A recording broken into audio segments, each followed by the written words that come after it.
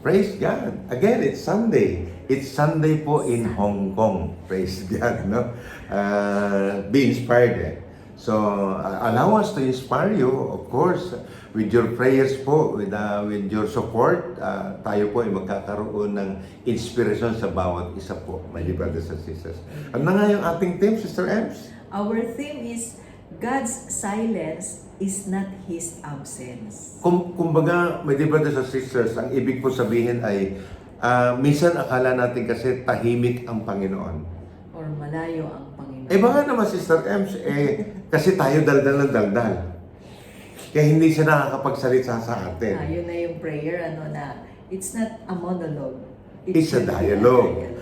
Siyempre, kailangan pakikinggan din natin ang ating Panginoon. Okay. Pero, Sister Ems, paano naman kung let us say, inalaw ko na nga si Lord na magsalita sa akin, pero parang wala ako naririnig. Literally, hindi naman po natin marinig talaga. Amen. We will hear the whisper of God through our heart, through the Holy Spirit, di ba, this is Jesus? Iyon, makakakamta natin yon kung malalim na ang relasyon natin sa ating Panginoon. Amen. Paano tayo magpapalalim? Iyon siya sabi natin sa faith.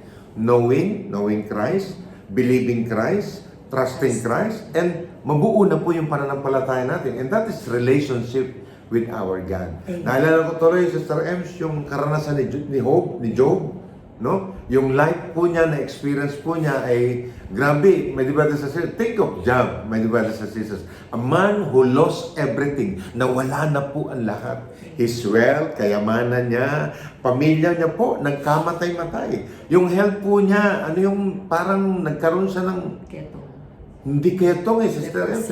Yung pigsa na, boil na, Parang leprosy. oo, parang ganon. And his anguish, he cried out. Sumigaw din pala sa Panginoon. Why do you hide your face and consider me your enemy? Para siya sabi, ano ba naman to? Ang buti-buti kong tao, tapos ako pa. Bakit hindi yung kapitbahay namin? Bullshit. Sorry for my word. Pero sa totoo, minsan ganun po ang ano natin eh. Bakit hindi yung kakilala ko na ganito, masama ang ginagawa, mali ang ginagawa? Bakit ako? Ang tinutino ko, ang ayos-ayos na ginagawa ko. Ang bait-bait ko. Di ba? Di ba? But Job, si Job po, hindi po nawalan ng pag-asa. Amen. Yet, through his suffering, Job discovered that He's not absent. Amen. No? Even in the silence, God was near, refining his faith, nire-refine ang faith. Kapatid, sa totoo lang, paano mo malalaman ang ginto na tunay na ginto? Kung hindi mo idadaan sa apoy. Yes, sa apoy ng pagsubok. Ganon din po sa bawat sa atin. At saka, Rick, diba? Inaalaw ni Lord yung mga sufferings natin to have a deeper relationship with Him. I love that term, Sister M. Inaalaw. Kasi madalas po pinagbibintangan natin ang Diyos na nagbibigay ng pasakit, nagbibigay ng pagsubok, nagbibigay ng difficulties, ng trials. No! Kung bibigyan tayo ng difficulties, ng trials, dahil marami tayong ginawang masama, baka po sobrahan. Hindi po yan ang meaning ng Diyos. Ang Diyos po ay sobrang mapagmahal. Amen. It's like David. David po ay makasalanan Di ba? Ang buhay po ni David para bang kumbaga sa kung siguro ako si David, no? Paiisipin ko, wala na akong pag-asa. Wala na akong karapatan. Hindi na ako pakikinggan ng Diyos kasi marami akong ginawang kasalanan. Ano sabi niya sa Psalm 22 verse 1 to 2, Sister Ems? In Psalm chapter 22 verse 1 to 2 says, my God, why have you forsaken me? Why are you so far from saving me? So far from my cries of anguish? My God, out of my day, you do not answer. Para bang sa totoo lang, di ba pagka marami tayong ginawang mali, Sister Ems, yung may ginawa tayong kasalanan mo sa wife mo, sa husband mo, sa anak mo, kasalanan mo sa trabaho mo, minsan yung pangdadaya, pangnanakaw, di ba? Pamimintas, panlilibak, minsan nagkakaroon tayo ng guiltiness sa ating sarili. Amen. At kung minsan ayaw na natin magsimba, ayaw na natin magdasal, ayaw na natin magrosaryo. Bakit? Para bang iniisip natin, wala ka ng karapatan Di ba? Hindi ka na patatawarin ng Diyos. But Si David. But David always returned to trust, proclaiming, sabi niya, yet you are enthroned as the Holy One. Amen. And you are the one Israel praises. Ikaw ang pinuri ng mga Israelites. Kaya naniniwala kami na ikaw ang Diyos ng buhay. Ikaw ang Diyos na mapagpala na hindi mo kami kalilimutan. Amen. Na ang pagtahimik mo, ibig sabihin meron kang ginagawang kapangyarihan. Amen. God's silence is not rejection, my brothers and sisters. Amen. Amen. Oftentimes, di ba? At totoo lang po, ang nangyayari po pagka po ganun nagkakaroon tayo ng pag-unlad, pag-growth. Yun yung parang may Brother Vic, naalala ko yan yung suffering. Sabi nung isang pare, the joy are the whisper of God. Amen. And sufferings are the shout of God. Wow. Bakit shout of God yung sufferings na yun? Para ma-develop yung ating relationship with Him. Hindi yun rejection So may growth, may Yes, pag-unlad. may pag-unlad. During this moment, my brothers and sisters, God may be allowing us to exercise perseverance. Amen. Patience.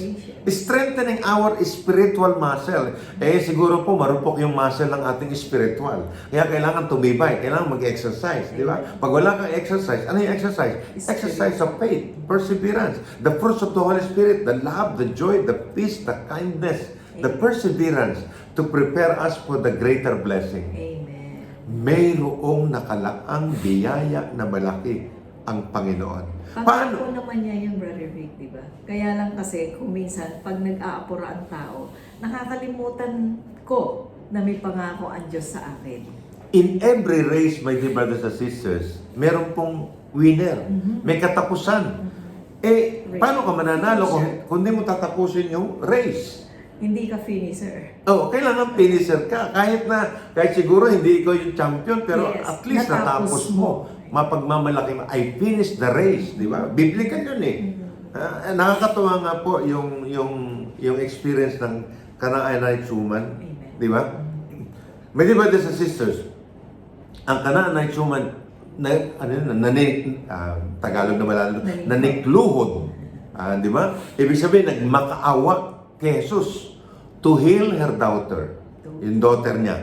Di ba? At first, Jesus was silent. Kasi, Magkaiba sila Canaanite siya. It could have discouraged her. Maaring pwede na ma-discourage yung Canaanite woman But instead, he persistent prayer, persistent in faith.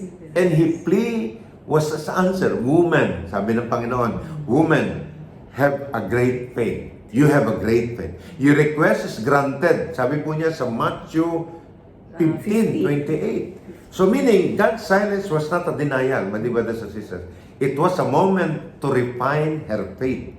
Yung faith po ng Canaanite woman and reveal the power of God to heal yung kanya pong anak. Amen. Bakit po? Kasi promise ng Panginoon yan There's a promise. The promise of God. When God seems silence in our life, my dear brothers and sisters, remember the promise of God. Ano yung promise niya? Sa Hebrew 13 verse 5? In Hebrew chapter 13 verse 5 says, I will never leave you nor forsake you. Pangako po ng Panginoon yan. Hindi kanya iiwanan, hindi kanya pamamayaan. Hindi kita malilimutan, hindi kita pababayaan, nakaukit magpakailanman. Ang iyong pangalan, ang aking pangalan, ang pangalan natin sa palad ng ating Panginoon. Amen. Kaya hindi ka nakalilimutan. Alam niya kung ano nangyayari sa iyo, kapatid. Alam niya kung may sakit ka. Alam niya yan. Alam niya kung may problema kayong mag-asawa. Alam niya kung may problema ka sa anak mo, sa trabaho mo, sa financial mo. At ang Panginoon, tahimik na gumagawa ng paraan. Kaya ang ganda yung term na yun. Tahimik na gumagawa ng paraan.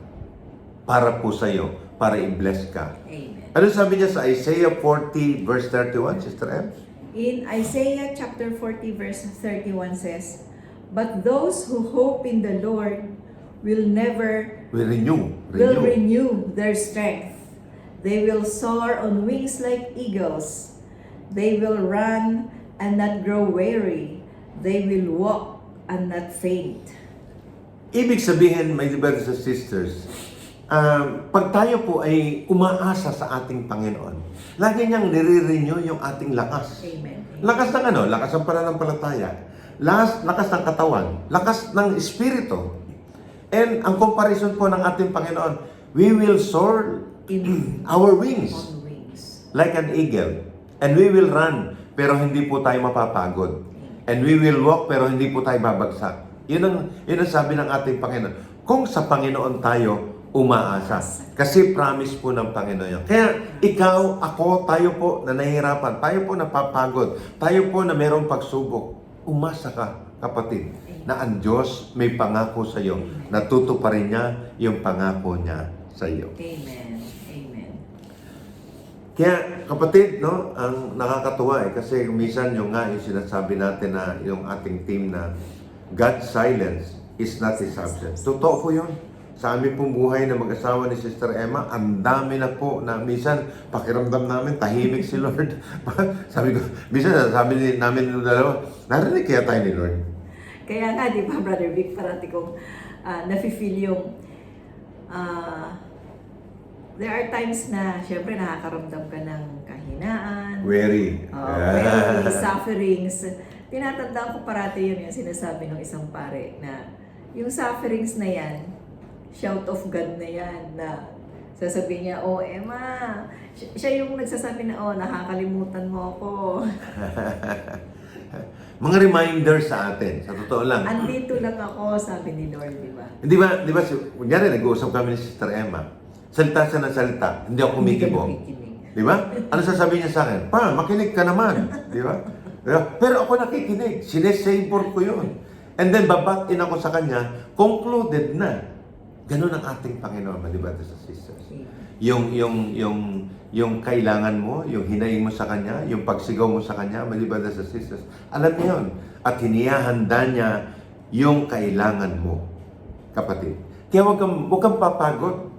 Takbo lang ng takbo, lakad lang ng lakad sa ating pananampalataya. At ang Diyos, in His great, perfect time, Amen. He will make all things beautiful in your life. Amen. He will put everything into places. Magugulat ka na lang, lahat ng mga bagay na riyan na nakapwesto na lahat. Pero kung tayo po malikot, kung tayo po nakakalimot, kung tayo po ay mismo tayo ang tatahimik, magtatampo tayo, hindi makakakilos ang Diyos. Amen. Di ba, Sister M? Amen. So let us pray, my brothers and sisters, in the name of the Father, and of the Son, and of the Holy Spirit. Amen. Amen. Lord God, in the times when we cannot hear you, help us to trust in your unfailing presence, O Lord God.